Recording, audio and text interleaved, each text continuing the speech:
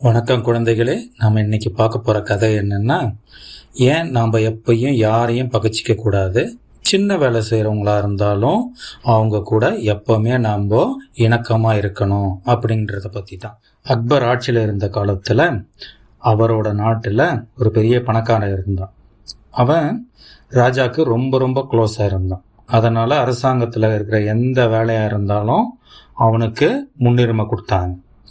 Road போடுறது, பெரிய பெரிய பில்டிங்ஸ் கட்டுறது, கோயிலுங்க கட்டுறது, மசூதிகள் கட்டுறது, இப்படின்னு சொல்லிட்டு கவர்மெண்ட்ல கிடைக்கிற எல்லா வேலையும் அவன் எடுத்து செஞ்சான். அதுவும் இல்லாம அவனுக்கு அக்பரோட அரசவையில் இருக்கிற எல்லா மந்திரிங்க கூடயும் ரொம்ப க்ளோஸான ரிலேஷன்ஷிப் இருந்தது. அப்படி இருக்கும்போது அவனோட வீட்டில் ஒரு பெரிய விருந்து நடத்துறதுக்காக முடிவு பண்ணான். அந்த விருந்துக்கு ராஜா, மந்திரி, அந்த நாட்டில் இருக்கிற பெரிய பெரிய பணக்காரங்க எல்லாரையும் வர வச்சு அவங்களுக்கு பெரிய அளவில் உபசரிப்பு பண்ணணும்னு சொல்லிட்டு முடிவு பண்ணான். அந்த விருந்துக்கு வருமாறு ராஜா, மந்திரிங்க, அந்த ஊரில் இருக்கிற முக்கிய பிரமுகர்கள் எல்லாரையும் மீட் பண்ணி ஒவ்வொருத்தராக போய் அவன் கூப்பிட்டுட்டு வந்தான். அப்படி அவன் ராஜாவை கூப்பிட வரும்போது ராஜாவோட அரண்மனையில் ராஜாவோட ரூமை கிளீன் பண்ணுற விஷால்னு ஒரு வேலைக்காரன் அவன் அங்கே இருந்தான். இவன் ராஜாவை இன்வைட் பண்ண வரும்போது ராஜாவை மட்டும் இன்வைட் பண்ணிட்டு அங்கே இருக்கிற மற்ற மந்திரிங்கள்லாம் இன்வைட் பண்ணிட்டு அப்படியே போயிட்டான். இந்த விஷாலை கொஞ்சம் கூட கண்டுக்கல. பணக்காரன் என்ன நினைச்சான்னா, இந்த விஷால் சாதாரணமா கிளீனிங் பண்ற வேலையை தானே செய்யறான், இவனை கூப்பிட்டு நமக்கு என்ன ஆக போகுதுன்னு சொல்லிட்டு அவனை இக்னோர் பண்ணிட்டான். இது இந்த விஷாலுக்கு ரொம்ப மன கஷ்டத்தை கொடுத்துச்சு. எப்படியாவது நாம அந்த விருந்துக்கு போகணும்னு சொல்லிட்டு அந்த விஷால் முடிவு பண்ணிட்டான். விருந்துக்கான நாளும் வந்துடுச்சு. அன்னைக்கு ராஜா, மந்திரிங்க, பெரிய பணக்காரங்க எல்லாரும் அந்த பணக்காரனோட வீட்டுக்கு வந்துட்டாங்க. விருந்து தடபுடலாம் நடக்குது. அப்போ எல்லாருக்கும் பரிமாறுறான் அந்த பணக்காரன். கொஞ்ச நேரத்துல இந்த விஷால் அங்க வந்தவன் நேரா சாப்பாடு பரிமாறுற இடத்துக்கு போயிட்டான். இதை பார்த்த உடனே அந்த பணக்காரனுக்கு ரொம்ப கோபம் வந்துருச்சு. இவனை நம்ம கூப்பிடவே இல்லையே, இவன் ஏன் இங்க வந்தான் அப்படின்னு சொல்லிட்டு நேரா அங்க வந்துட்டு விஷாலை பார்த்து, நீ கொஞ்ச நேரம் வெயிட் பண்ணுப்பா, இங்க உள்ள வராத அப்படின்னு சொல்லிட்டு சொன்னான். இதை கேட்ட விஷாலுக்கு ரொம்ப கஷ்டமாயிடுச்சு. அதனால அவன் அந்த இடத்த விட்டு நேரா வீட்டுக்கு வந்துட்டான். இந்த விருந்துலாம் நல்லபடியா முடிஞ்சது. பணக்காரனுக்கு ரொம்ப சந்தோஷம். ஆஹா, எப்படியோ இவ்வளோ பேரை கூப்பிட்டு எல்லாருக்கும் திருப்திகரமா நம்ம விருந்து கொடுத்து அமிச்சாச்சு, இதனால நம்மளோட செல்வாக்கு இந்த நாட்டில் இன்னும் அதிகமாகும் அப்படின்னு சொல்லிட்டு பணக்காரன் நினைச்சான். கொஞ்ச நாள் ஆகிடுச்சு. ஒரு நாள் ராஜா அவரோட ராஜ மோதிரத்தை காணும்னு சொல்லிட்டு எல்லா இடத்துலையும் தேடிட்டு இருந்தாரு. பெட்ரூம்ல தேடுறாரு, அவரோட பர்சனல் ரூம்ஸ்லாம் தேடி பார்க்கறாரு, எங்கேயுமே கிடைக்கல. இதை விஷால் பார்த்துக்கிட்டே இருந்தான். இப்ப விஷால் முடிவு பண்ணா, இதுதான் நமக்கான நேரம், அந்த பணக்காரனை அழகா மாட்ட வைக்கலாம்னு சொல்லிட்டு மறுநாள் காலையில ராஜா தூக்கத்துல இருந்து எழுந்துக்கிறாரா அப்படின்னு சொல்லிட்டு பார்த்துக்கிட்டே இருந்தான். ராஜாக்கு அரை தூக்கம், கண்ணை லைட்டா துறக்கிறாரு.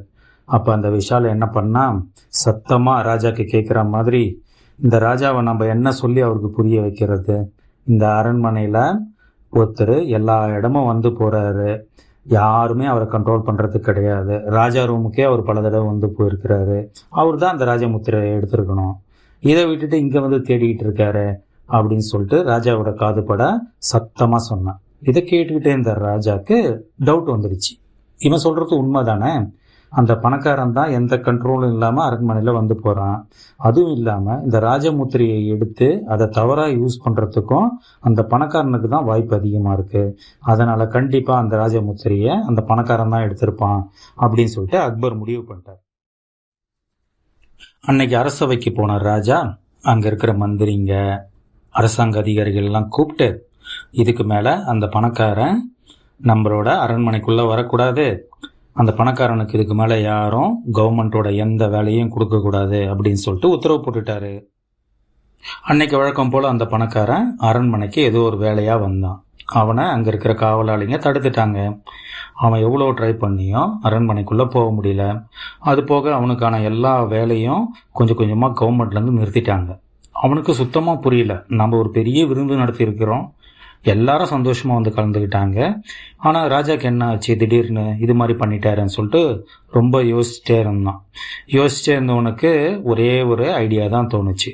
நாம் இதில் எதுவும் பண்ண முடியாது, பேசாமல் நாம் பீர்பால் கிட்ட போயிட்டு நடந்ததை சொல்லி அவரோட ஹெல்ப்பை கேட்கலாம் அப்படின்னு முடியும். நேராக பீர்பால் கிட்ட போனான். பீர்பாலை பார்த்து, ஐயா எனக்கு ரொம்ப பெரிய பிரச்சனையா இருக்கு, இந்த பிரச்சனையில நீங்க தான் என்னை காப்பாற்றணும் அப்படின்னு சொன்னான். பீர்பால் சொன்னாரு, சொல்லுங்க, நான் உங்களுக்கு எப்படி உதவுறது அப்படின்னு கேட்டார். உடனே இவன் சொன்னா, என்ன ஆச்சுன்னு தெரியல, ராஜா இப்ப என் கூட பேச மாட்டேன்றாரு. அதே மாதிரி ராஜா மந்திரிங்களையும் சரி அரசாங்க அதிகாரிகளையும் சரி என் கூட பேசக்கூடாதுன்னு சொல்லி உத்தரவு போட்டிருக்காரு. எனக்கு கவர்மெண்ட்லேருந்து வர எந்த ஒர்க்குமே இப்போ வர்றது கிடையாது. இது ஏன் ஆச்சுன்னு எனக்கு தெரியல. தயவு செஞ்சு நீங்கள் தான் இந்த பிரச்சனையை சால்வ் பண்ணி வைக்கணும் அப்படின்னு கேட்டார். பீர்பால் ரொம்ப நேரம் யோசிச்சுட்டு, சரி நான் இதுக்கான வழியை கண்டுபிடிக்கிறேன், அதுக்கு முன்னாடி நான் கேட்கறதுக்கு பதில் சொல்லுங்க. ராஜா மந்திரி இவங்க எல்லாரையும் கடைசியா நீங்க எப்ப பார்த்தீங்க அப்படின்னு கேட்டார். இப்போ பணக்காரன் சொன்னா, என்னோட வீட்டில் நீங்க வந்திருந்தீங்க இல்லையா, அந்த ராஜ விருந்தில் தான் எல்லாரும் வந்திருந்தாங்க. அதுக்கப்புறமா நான் கொஞ்ச நாள் அரண்மனை பக்கம் போல, இப்ப போனா என்ன தடுக்கிறாங்க அப்படின்னு சொன்னான். உன்னை பீர்பால் கேட்டாரு, சரி அன்னைக்கு ராஜ விருந்து அன்னைக்கு என்ன நடந்துச்சு அப்படின்னு கேட்டார். பணக்காரன் சொன்னா, எல்லாரும் வந்தாங்க, அவங்க எல்லாருக்கும் நல்ல உபசரிப்பு பண்ணேன், யாரும் முகம் சுளிக்கல, எல்லாரும் சந்தோஷமா தான் அன்னைக்கு வீட்டுக்கு வந்தாங்க, விருந்து முடிச்சுட்டு போனாங்க அப்படின்னு சொன்னான். பீர்பால் கொஞ்ச நேரம் யோசிச்சுட்டு, அன்னைக்கு யார் கூடயாவது நீங்க சண்டை போட்டீங்களா அப்படின்னு கேட்டான். இல்லைங்க, எந்த மந்திரி கூடயும் சண்டை போடல, ராஜாவும் நல்லபடியாக தான் என்கிட்ட பேசினாரு அப்படின்னு சொன்னான். இல்லை வேற யார் கூடயாவது சண்டை போட்டீங்களா? பணக்காரன் சொன்னா, ஆமா, ராஜாவோட அரண்மனையில் வேலை செய்கிற விஷால், அவன் பேர் விஷால் நான் நினைக்கிறேன், அந்த வேலைக்காரன் நான் கூப்பிடவே இல்லை, ஆனால் அவன் தானாக வந்துட்டான். அதுவும் இல்லாமல் விருந்து நடக்கிற இடத்துக்கே நேராக வந்துட்டான். நான் அவனை கொஞ்ச நேரம் வெயிட் பண்ண சொல்லி வெளியே நிற்க சொன்னேன், அதுக்கப்புறமா அவன் இருந்தானா இல்லையான்னு நான் பார்க்கல அப்படின்னு சொன்னார். பீர்பால் சொன்னார், பிரச்சனை அவங்ககிட்ட தான் இருக்கு, நீ என்ன பண்ணணும்னா நேராக விஷாலோட வீட்டுக்கு போ, அவனை எப்படியாவது சமாதானப்படுத்து, உனக்கு இருக்கிற பிரச்சனைய அவங்ககிட்ட சொல்லாத, இருந்தாலும் அவனுக்கு நிறைய பரிசுகளும் பணமும் கொடுத்து அவனை சந்தோஷப்படுத்து, உன்னோட பிரச்சனை தானாவே சால்வ் ஆயிடும் அப்படின்னு சொன்னார். இதை கேட்ட அந்த பணக்காரன் சரின்னு சொல்லிட்டு அன்னைக்கு சாயந்தரம் இந்த விஷாலோட வீடு தேடி போனான். பீர்பால் சொன்னதுக்கு ஒத்துக்கிட்ட அந்த பணக்காரன் அன்னைக்கு ஈவினிங்கு நேராக விஷாலோட வீட்டுக்கு போனான். விஷாலுக்கு இந்த பணக்காரனை பார்த்த உடனே ஒரே சந்தோஷம், இவ்வளோ பெரிய பணக்காரன் நம்மளை தேடி வந்துட்டு இருக்காங்க அப்படின்னு சொல்லிட்டு, வாங்க வாங்க வந்து உட்காருங்கன்னு சொல்லிட்டு வீட்டுக்குள்ளே உட்கார வச்சான். அப்போ பணக்காரன் சொன்னா, ஏன்பா அன்னைக்கு நான் உன்னை கொஞ்ச நேரம் வெயிட் பண்ணுன்னு தானே சொன்னேன், வந்து பார்க்குற நீ ஆளை காணுமே அப்படின்னு கேட்டான். உன்னை விஷால் சொன்னா, இல்லைங்க, நீங்கள் என்ன அங்கே வெளியே போக சொன்னதால நான் வெளியே வந்துட்டேன், வீட்டுக்கே திரும்பி வந்துட்டேன் அப்படின்னு சொன்னான். இந்த பணக்காரன் சொன்னா, ஏன்பா புரியாத ஆளாக இருக்கிறியே, உனக்காக நான் நிறைய பரிசு பொருட்களும் பழம் ஸ்வீட்டு எல்லாமே எடுத்து வச்சிருந்தேன், உன்னோட வீட்டுக்கு எடுத்துட்டு போவேன்ட்டு, வந்து பார்க்கறேன் நீ ஆளை காணோம், அதுதான் நான் உன்னோட வீடு எங்கன்னு கேட்டு தேடி வந்துட்டு இருக்கேன். இந்த எல்லா கிஃப்ட்டு ஃப்ரூட்ஸு ஸ்வீட்ஸு எல்லாமே உனக்கு தான், இதை வச்சு சந்தோஷமா இரு அப்படின்னு சொல்லிட்டு அவங்கிட்ட தேங்க்ஸ் சொல்லிட்டு கிளம்பிட்டான். பணக்காரன் கிளம்பின உடனே விஷால் நினைச்சு பார்த்தான், ஆஹா இவ்வளோ நல்ல மனுஷனை போயிட்டு நான் தப்பா நினைச்சிட்டேனே, இவனை பத்தி ராஜா கிட்டேயும் தப்பா சொல்லிட்டேனே, இதை எப்படியாவது சரி பண்ணணும்னு சொல்லிட்டு மறுநாள் காலையில ராஜா முழிக்கிறாரா அப்படின்னு பார்த்துக்கிட்டே இருந்தான். ராஜா அக்பரு கண்ணை லேசா திறந்த உடனே அவருக்கு நல்லா கேட்குற மாதிரி, இந்த ராஜா என்ன ராஜா இவரு, காலையில பல்லு வளர்க்கறதுக்கு முன்னாடியே சாப்பாடு வேணும்னு அடம் பிடிக்கிறாரு, எப்பவுமே பல்லு வளர்க்காமே சாப்பிட்றாரு அப்படி சொல்லிட்டு சத்தமா சொன்னான். இதை கேட்டுட்டு இந்த அக்பருக்கு தூக்கி வாரி போட்டுச்சு, நாம எப்ப பல்லு வளர்க்காம சாப்பிட்டோம், என்ன இவன் இது மாதிரி பேசிட்டு இருக்கானு சொல்லிட்டு அவனை கூப்பிட்டாரு. விஷால் இங்க வா அப்படின்னாரு. விஷால் நேரா போயிட்டு, என்ன ராஜா அப்படின்னு கேட்டான். அக்பர் சொன்னாரு, என்னப்பா பேசுற, நான் எப்ப பல்லு வளர்க்காம சாப்பாடு சாப்பிட்டேன் அப்படின்னு கேட்டேன்.